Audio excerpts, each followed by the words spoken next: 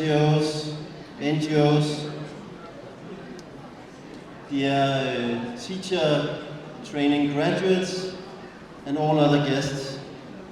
I am pleased to address this audience as the Global Partnership for Education Secretariat, Country Team Lead for Somaliland. My name is Morten Sigsgaard.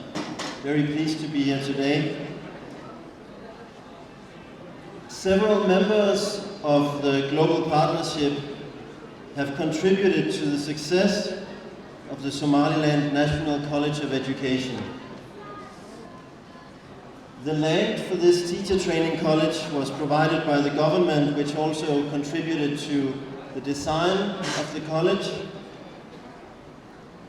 The college was initially established with 10 classrooms, an administrative block, fencing, funded by the European Union and by the Global Partnership for Education, together with UNICEF and Save the Children, implementing.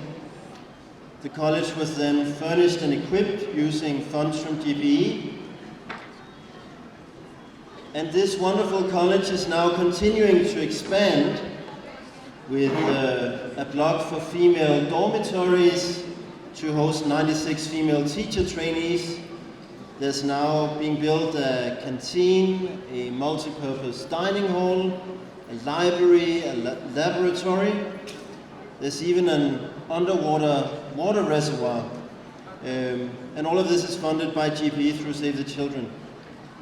The college today offers both in-service and pre-service teacher training for primary grade teachers, and is also starting to offer early childhood teaching training.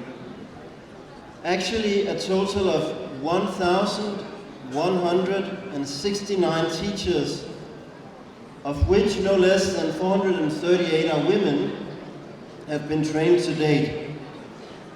And the training of another 1,235 teachers, of which 546 are women, is ongoing. I'm pleased to say that this training has been funded by several partners, the European Union, through CARE and Save the Children, Education Cannot Wait, through UNICEF, and GPE through Save the Children. And the salaries of the management staff and of the teacher trainers have been paid by the government. I think this is a good example of how the different partners in the partnership are coming together and is making teacher training possible here in Somaliland. So I think the training of all these existing and new teachers is really excellent news for the sector and for the children of Somaliland. And I warmly congratulate all of you new graduates from the college. A big congratulations to all of you, and big wishes for your success in the classrooms. I think it is now incumbent on the government of Somaliland to add the 229 pre-service teachers to the government payroll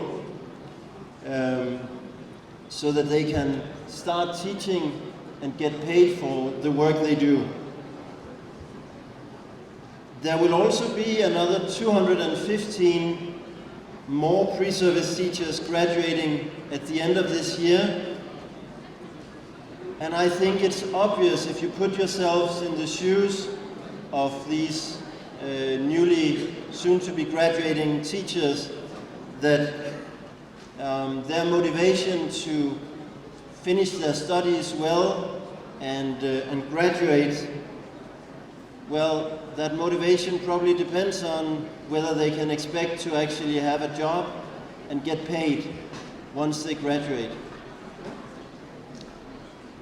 So I encourage the government, not just the Ministry of Education and Science, but also the Ministry of Finance and the government leadership overall, to pick up this challenge, because of course it will have a price tag to absorb these new teachers. But I think it's absolutely vital for the quality of education here in Somaliland to do so, so as not to lose the new workforce to other jobs in other sectors.